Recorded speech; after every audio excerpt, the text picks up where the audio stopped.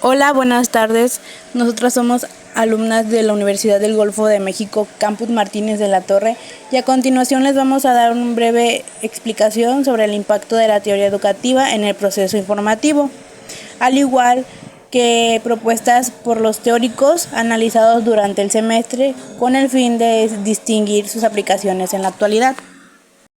Como primera parte tenemos la introducción, que dice que la teoría educativa tiene un impacto significativo en el proceso formativo, en el que se va incluyendo dichos aspectos claves de la educación.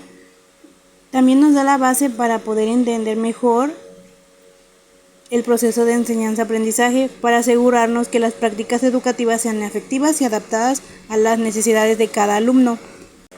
Como características tenemos los métodos de enseñanza, que las teorías educativas también informan las estrategias pedagógicas que son utilizadas por los docentes. Por ejemplo, en el enfoque conductista puede llevar a métodos basados en la repetición o en el refuerzo, mientras que en el humanista puede centrarse en el desarrollo personal y la autoevaluación. Tenemos también la evaluación del aprendizaje, que también impactan en la forma en cómo se evalúa el aprendizaje de cada uno de los estudiantes. El desarrollo del docente. Las teorías educativas proporcionan un marco para la formación y el desarrollo continuo de los docentes. También tenemos la gestión del aula, que estas teorías educativas influyen en las técnicas del manejo del aula y en cómo se debe de abordar la disciplina, ya que fomentan un ambiente de respeto mutuo y colaboración. Por último tenemos el de la tecnología educativa, que es la integración de dicha tecnología en el aula, que también se ve muy influenciada por estas teorías educativas y pueden llegar a crear entornos de aprendizaje un poco más interactivos y personalizados. Adolfo Ferrier fue un teórico de la educación y fue muy conocido por su influencia en la pedagogía activa y su contribución al movimiento de la escuela nueva. Afirma que el fin de la educación es ayudar al niño a desarrollar cada una de sus potencialidades y que la educación debe ser en libertad y para la libertad. También está caracterizada por la transformación y la renovación de la escuela vieja. Adolfo Ferrier propuso el concepto de escuela nueva, lo cual su función era el respeto hacia los intereses y las necesidades de cada uno de los niños. Según la escuela nueva, el niño es el centro principal del proceso de enseñanza y aprendizaje. El contenido que el maestro le va a impartir debe de estar realizada por medio de las necesidades e intereses de cada uno de sus alumnos. Las actividades deben de estar enfocadas para que los niños puedan ir desarrollando poco a poco su imaginación y su creatividad. Y por último tenemos que es una escuela activa, ya que integra todas las capacidades del niño. Aportes de la educación. Para este autor, la educación es el arte donde se promueve e inicia el desarrollo del niño sobre su inteligencia y moralidad acerca del uso de sus intereses. Como primera parte tenemos que el impulso vital es la base para toda actividad y todo aprendizaje, por lo que el deber de la educación es conservar y aumentar el impulso de vida. 2. Fomentar la espontaneidad y que se centre en la iniciativa del niño y no en el del adulto. Henry Wallon. Su teoría se basó en el estudio del desarrollo del niño con un enfoque global, teniendo en cuenta cada uno de los aspectos motores, afectivos y cognitivos. Su método consistía en estudiar las condiciones materiales del desarrollo del niño y poder ver cómo se va construyendo su psiquismo, en pocas palabras, la personalidad. Aportaciones a la educación. Wallon tiene en cuenta una fuerte relación entre el niño y el medio. También sobre el desarrollo del niño, que es el resultado de la interacción dialéctica que se da entre lo orgánico y lo social, es decir, entre el individuo y el medio. También se asienta la razón del ser de la educación. En conclusión, si aplicamos a Henry Wallon, vemos la importancia de cada uno de sus estadios, además de que los factores biológicos tienen una gran importancia en el desarrollo de los niños. El maestro tiene que procurar cada condición óptima con el fin de provocar en el niño un pensamiento y una forma de sentir. También de que llegue a considerar los determinados afectivos y emotivos que son causados en cada uno de ellos. También para desarrollar las estructuras psicológicas y esencialmente para educar y que sea capaz de enfrentarse a la vida cotidiana. Celestine Freinet. Propone un enfoque un poco más centrado en cada uno de los estudiantes para que sea un poco más participativo y contextualizado. También abogaba por un cambio radical, el cual era la forma en cómo se impartía la educación, desafiando cada una de las prácticas que son establecidas respecto al método tradicional. También se basaba en la idea de que el aprendizaje es más efectivo cuando los estudiantes están involucrados en proyectos y experiencias que les sean significativas. Teóricos antiautoritarios. Los teóricos antiautoritarios en educación promueven enfoques pedagógicos que se oponen a la autoridad coercitiva y jerárquica en el proceso educativo, abogando por métodos que fomenten la autonomía, la libertad y la autoorganización de los estudiantes. Francisco Ferrer Guardia. Francisco Ferrer Guardia fue un influyente educador y anarquista español conocido por fundar la Escuela Moderna, un proyecto educativo progresista y laico que basaba en ofrecer una alternativa a la educación controlada por la Iglesia y el Estado en la España de principios del siglo XX.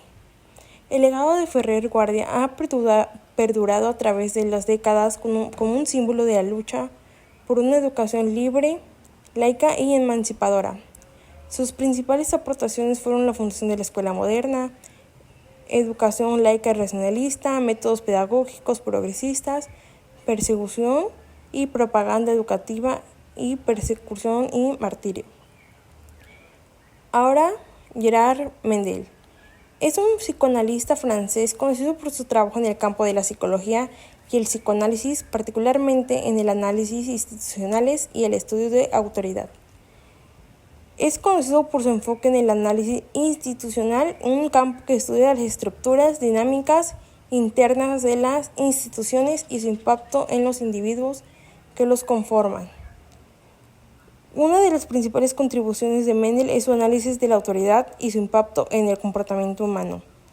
Estudió cómo se construyen y mantienen y pueden ser cuestionadas las estructuras de autoridad en diferentes contextos sociales e institucionales.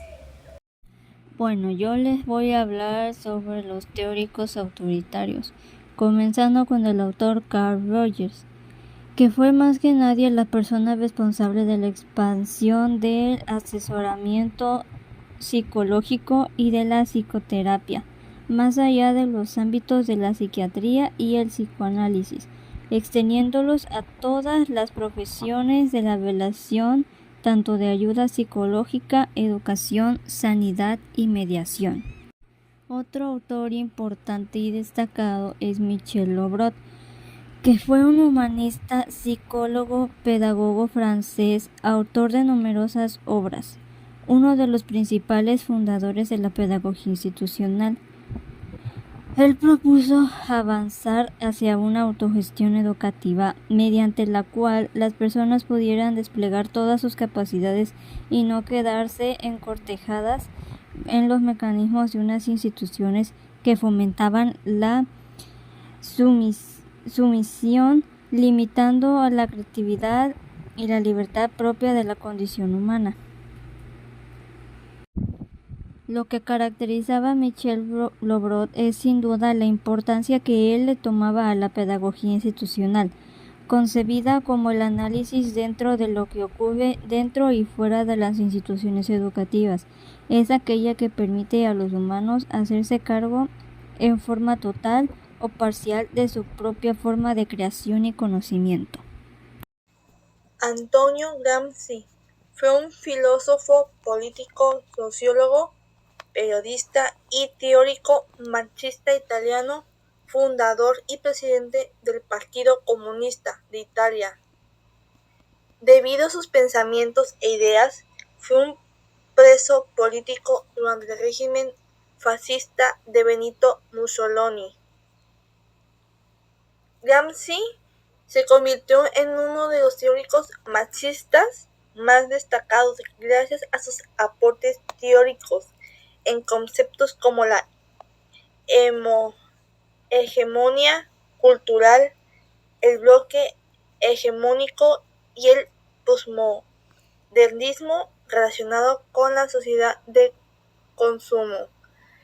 Los aportes del teórico Gramsci al pensamiento marxista. Uno de los aportes a la teoría marxista es la cultura y los intelectuales. Para él, el mundo es el escenario de la vida social en el cual los hombres actúan y crean su vida en una sociedad. Al hacer esto, los hombres están creando la cultura. Gramsci define la cultura como la organización, disciplina del yo interior, conquista de una superior conciencia, por lo cual se llega a comprender el valor histórico que uno tiene, su función en la vida, deberes y derechos. Pero esto no ocurre por evolución espontánea, independiente de la voluntad de cada uno, por la ley fatal de las cosas. Por otra parte, para el teórico, todos los hombres son intelectuales, pero no todos los hombres tienen en la sociedad de la función intelectuales. El político también desarrolló el concepto de hegemonía cultural para analizar los conceptos de superestructura y de clases sociales planteadas en la teoría marxista. Antonio decía que las normas culturales en una sociedad son impuestas por la clase dominante, por lo que no se debería percibir como reglas naturales e inevitables, sino que fueran construidas desde una realidad artificial para ser usadas como instrumento de dominación de clase. Louis Althusser fue un intelectual comunista francés con cierta influencia en la década de los 60 y 70 y al que normalmente se le clasifica dentro de la llamada corriente estructuralista, junto con los otros pensadores. Aborda el tema de la ideología en la sociedad, desprendiendo el concepto de ideología, elevándolo a una categoría de análisis en síntesis y estudio. Esos sistemas de formación, Althusser los denomina aparatos ideológicos del Estado, posteriormente aplicados en instituciones privadas con una función política impresa en una página en blanco que afecta a la identidad del individuo. Bajo una postura marxista, Althusser retoma los términos de fuerza de trabajo y la repercusión de las relaciones de producción. En otras palabras, el estudio de los valores donde la sociedad en conjunto estamos inmersos, partiendo del supuesto proceso de las relaciones de producción y la opresión de la exploración entre las clases sociales y la división del trabajo. Durante este proceso, la identidad del individuo se ve alterada en correspondencia de su posición en el sistema educativo. Bueno, esto sería todo por nuestra parte. Gracias por su cordial atención.